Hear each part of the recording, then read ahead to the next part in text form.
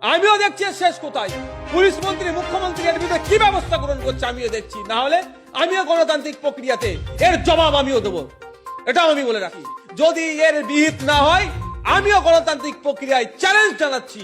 এর কিভাবে এটাকে কি করতে হয় সেটা আমি গণতান্ত্রিক প্রক্রিয়াতে আমি সময়ের সাথে সাথে দেখাবো। গতকাল যে ঘটনা ঘটেছে বাংলার জন্য লজ্জাজনক। 5 জন গরু ব্যবসায়ীকে রীতিমতো পিটিয়ে মারা হয়েছে এবং দাড়িওয়ালা চাচাকে মাথায় মেরে মাথা ফাটিয়ে দেওয়ার চেষ্টা এবং রাস্তায় সবার সামনে কান ধরে উঠবোস করানো হয়েছে। পশ্চিমবঙ্গে এই ঘটনা দেখতে হচ্ছে, কি বলবেন আপনি? দেখুন, উত্তরপ্রদেশ এটা নয়, এটা গুজরাটও নয়, এটা অসমও নয়, এটা ওয়েস্ট বেঙ্গল। এখানে মনে হয় অঘোষিত বিজেপি সরকার চলছে।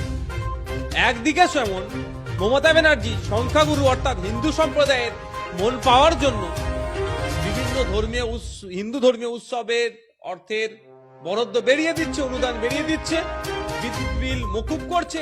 উল্টো দিকে মুসলিমদের উপরে অত্যাচার ডে বাই ডে বাড়ছে। কুরবানির সময় যেভাবে কোরবানির পশুগুলোকে যখন নিয়ে যাচ্ছিল হামলা চালিয়েছিল বেশ কয়েকটা জায়গাতে, তখন যদি সঠিকভাবে তদন্ত করে যারা দোষী তাদেরকে যদি গ্রেফতার করতো আজকে এই দিন দেখতে হতো। আমি অবাক হয়ে যাচ্ছি, এটা তো উত্তরপ্রদেশ নয়, এটা তো গুজরাট নয়। সে শওকত মোল্লা যে যারা ফিরাদ হাকিমরা বারবার বলে এ মাটিকে উত্তরপ্রদেশ হতে দেব না, এ মাটিকে গুজরাট হতে দেব না, সেই বাংলার মাটিতে দাঁড়িয়ে কিভাবে বৈধ কাগজপত্র থাকার পরেও গরু ব্যবসায়ীগুলোর উপর আক্রমণ চালালো। ড্রাইভারও বাদ যায়নি, সে বেচারির দোষ কি আছে? সে তার পেশা গাড়ি চালানো, তার জন্য রোজে একটা 300 টাকা 500 টাকা 700 টাকা হয়তো খুব বেশি পায়, তাকেও মারধর করা হয়েছে এবং তার গলায় দড়ি ফেলে তাকে ফাঁসি দিয়ে দেওয়ার চেষ্টা করেছে। প্রাণে মানে ভাগ্যক্রমে ওরা প্রাণে বেঁচেছে, এখনো পর্যন্ত গ্রেফতার হলো না কেন? প্রশ্ন এটাই।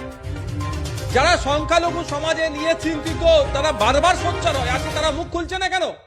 এটা যদি উত্তরপ্রদেশ হতো, মধ্যপ্রদেশ হতো, গুজরাট হতো, এতক্ষণ মনে আমাদের রাস্তায় মিছিল নেমে যেত পশ্চিমবাংলাতে যে ওখানকার সংখ্যালঘুদের মুসলমানদের উপর অত্যাচার হচ্ছে কেন। আর আমাদের পশ্চিমবাংলাতে সংখ্যালঘু মুসলমানদের দিনের পর দিন অত্যাচার হচ্ছে, কখনো রাষ্ট্রীয় মদতে অত্যাচার হচ্ছে, তো কখনো এই ধরনের কিছু সংবিধান বিরোধী সমাজ বিরোধীদের দ্বারাই মুসলমান আক্রান্ত হচ্ছে। প্রথমে আমি যতটুকু খবর পেয়েছি যে ওদেরকে ডেকে ধরেছে, ধরার পরে বলছে তোরা অবৈধভাবে গরু পাচার করছিস। যখন কাগজপত্র দেখায় তারপরে হামলা চালায়, বলছে তাদের মানে এদের ইন্টেনশন ছিল যে ওদের উপরে আক্রমণ করব, ওদেরকে মারবো। কেউ তো গাড়িতে আগুন